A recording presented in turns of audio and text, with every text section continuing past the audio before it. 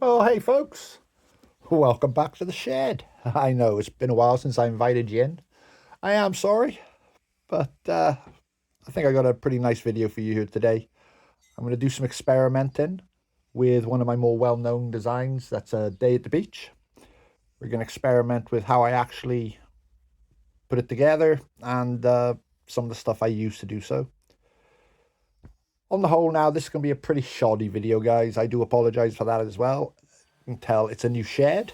It's a brand new phone. Everything pretty much going on is new for me at the moment, and it's been so long since I recorded the video. So just want to apologize in advance. Okay, let's get on with it. Well, it's a very straightforward process, guys. As you can see, we just cut a blank out of the driftwood. I then use a hole saw to get the inside cut out.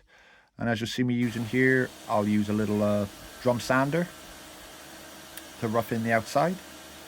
Now, I could go using my belt sander or something, but it's just easier this way to keep control. Using the belt sander with something like this, you can very easily sling your blank across the room. And once you've cut that inside hole out, there's nothing worse than doing that and seeing it get snapped and smashed up. But once you've gotten that far, put some oil on the sides is what I'm doing before any glue goes on, because the glue will prevent the penetration of the oil.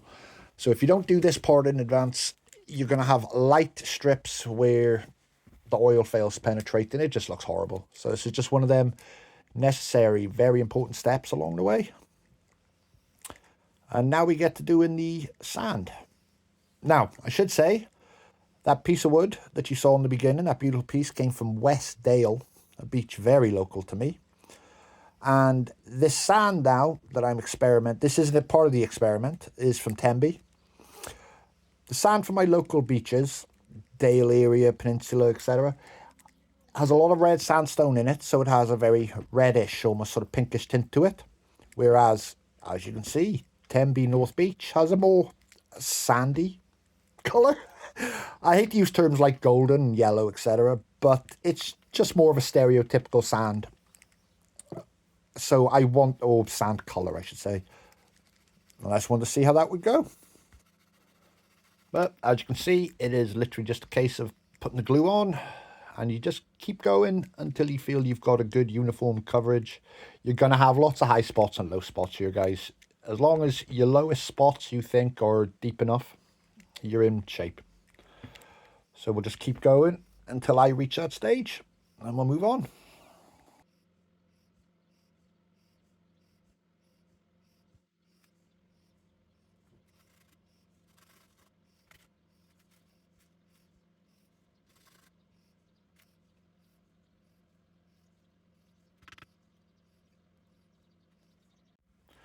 And that's the mess you get left with at the end. Now, what I will usually do here is I'll leave this to sit overnight. You don't want to try and do this an hour or two later, even with Instabond glue, because you just, trust me, if you're going to try this at home, folks, just leave it overnight or give it a good 6 to 8 hours before you try doing it. But then anyway, once we get to this point, we're just taking our diamond files. By the way, we're using diamond files because there's a lot of silica here. Normal files, I'll find, tend to just gum up. They just get clogged up and they're no use. So we'll take the diamond files, smooth the side off, and now you'll see me taking a thin, knocking the worst high points off on the inside. And I'll keep going with that, and then I'll take my half round, which is, you know, more ideal size, and rough it in, and then I will finish it up, both final sizing and put the comfort fit on with sandpaper, which you'll see me doing here in a sec.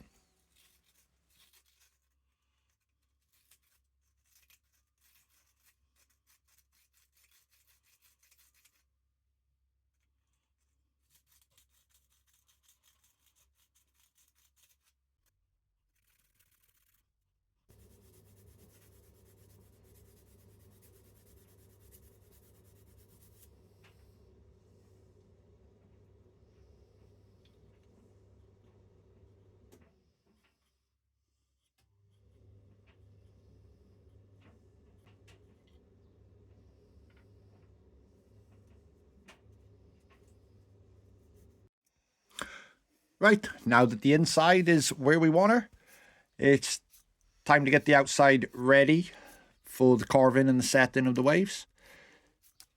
I'll use this little sanding board here, guys, because it is just a lot safer and easier to be precise. There's a lot of little high points and low points, etc. It's just a whole lot easier with this to get it exactly how I want it. Once we get to that point, we just lay in our grid, draw in some waves, and, well, when we get to that part first, then we'll get to the next step.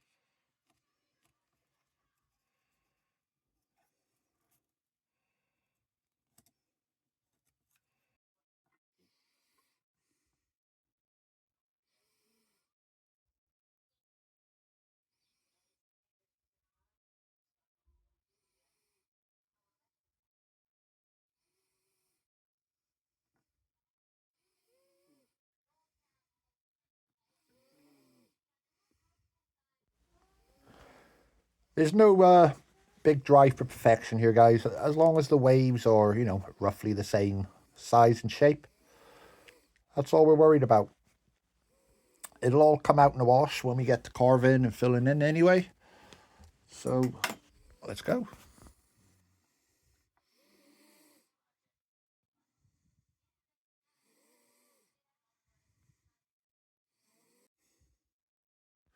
So, this is what you end up with. Now, here's the here's where the real long, tedious work starts. You've got to cut out the channel now in the inlay for the waves. You need to make sure it's pretty exact. Again, there is no perfection here, but the last thing you want is big chunks gouged out the sides. So you got to take your time, make sure you get your edges set before you start chipping out, and just keep going.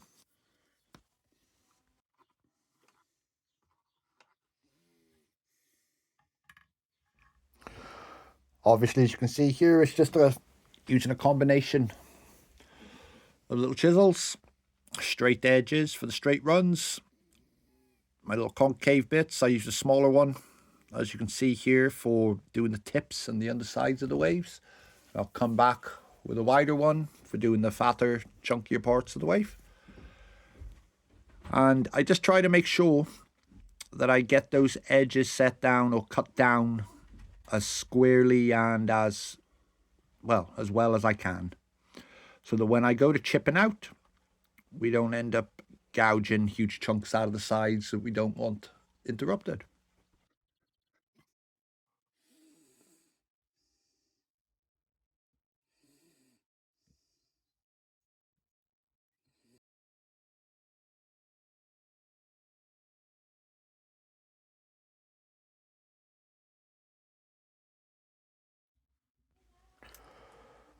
And I finish up with my wonderful, wonderful magnifiers to get those crisp tips on the wave and just to double check around for myself. And that's roughly ready to go. And that is where we are once we've sanded all the pencil off. We are now ready to begin the inlay. Okay, let me start this part by apologizing. I'm not sure what's happened here, guys. For some reason, the next two clips did this whole image inside a blurred border. I don't know if that's what you're seeing. I'm going to assume it is. Been through my settings. I can't seem to fix this. I'll just try to make sure it doesn't happen next time. Anyway, onto the inlay material. Now, with the blue glass, as you can see. We're not smashing this up, guys. Just breaking it down nice and gentle until I think I've got roughly enough pieces, the sizes I'm looking for to do the inlay. You will see the white-ish looking glass here. That's the bits that have smashed down really fine, and that's what I'll use then to go in between the larger pieces to fill it in. Excuse me for the cough. Now, I don't know if you're seeing the sparkle here. I'm not seeing it like I'd like to, but this is a very, very sparkly piece of what I'm assuming is quartz.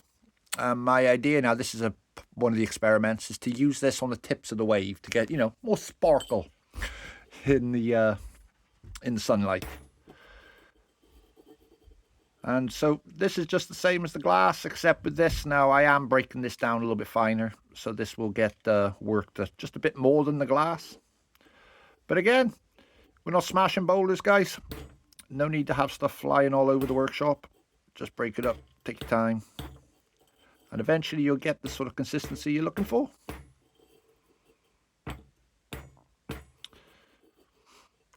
Looking like a bunch of sugar or flour on the table. And that's that.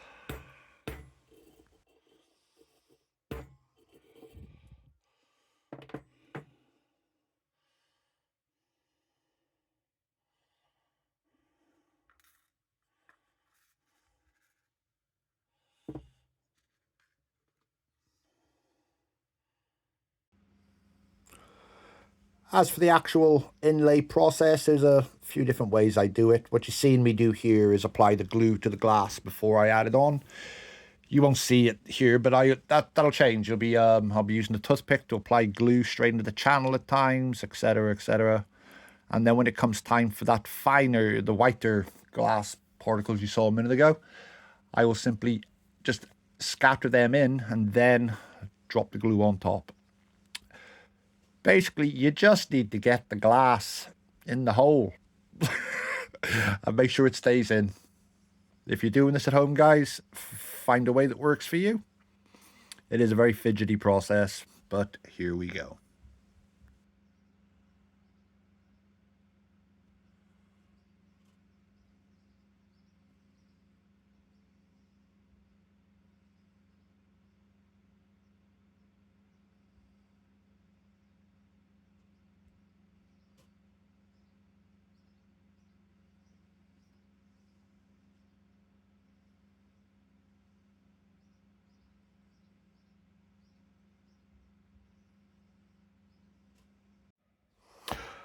And here's what you end up with a little while later. Lots of blue glass and empty tips. Or wave crests, I should say. Now, I somehow forgot to record the quartz going in. It wasn't until right there that I realised. But there we go. Now I've done the quartz, I've done the glass, and this is where we're at. Rough and ready for filing down. Okay, now the filing. Now here at the beginning, if you'll watch, diamond files on glass, but very gentle, hardly any pressure, guys, until I get down roughly level with the wood. At the beginning, you've got to be very careful, or else you will just rip out glass and have a whole bunch of repairs and patches to do later. Once you get it down, you can go a lot quicker, as you'll see. Take your time. Still, no need to put a huge amount of pressure, guys. The file will do the work for you. And then once I'm done with the file work, I will, there we go. I think this is 400 grit sandpaper. And you get the last little bits of glue stain out of the wood and start working the gouges from the file out as well. And then from there, I will double check to make sure how much tear out I've had, which is what this is. I won't bore you with fixing those holes, but I will force you to sit through the most amazingly shot bit of cinematography you've ever seen as I begin the wet sanding. Apologies, guys. But anyway, long story short, I go from 400 grit up to 3000 on the glass. Make sure it really pops, really clear, great refraction from the light. And then we move on to the gluing.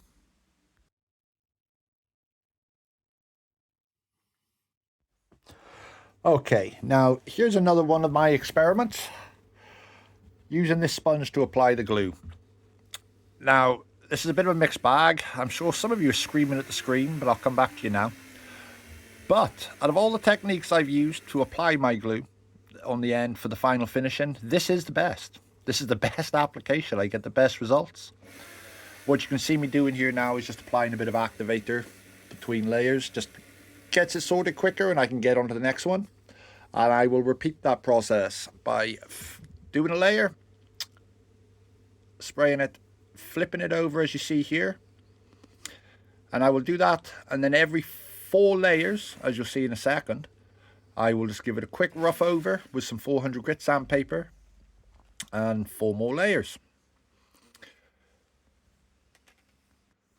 and then I'll just keep repeating that process till I've got roughly 20 layers or so, depending on how it looks, and then we get on with the final buffing. Now, as I was saying, some of you might be screaming at the screen.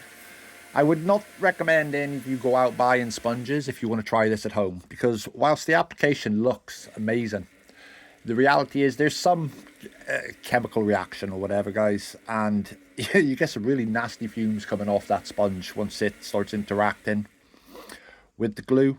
So obviously after this is not a way I continue to do it now. I'm back to the normal way. And then from there, we get on to the wet sanding for the final finish. Now for the wet sanding, it is a simple thing, guys. A 400 grit all the way up to 3000.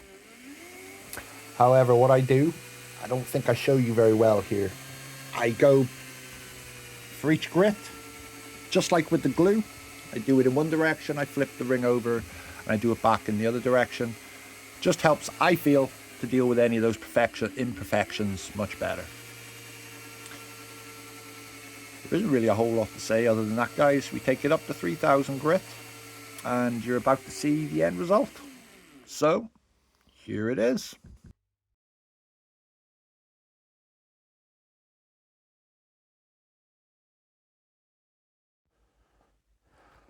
Well, I'm actually really happy with the way it turned out. Let me show you the original compared to this now. I do believe that what we have now does look a lot better, and I think this is going to be my standard going forward. So remember, guys, now if you do like this, we do sell some of these rings on Etsy. You'll find some wonderfully crisp images on Instagram, and we both share rough images as well as do some sales through Facebook. All those links will be in the description. So, if you liked the video, guys, please remember to subscribe for better ones. And also, please go check out our media. Bye-bye.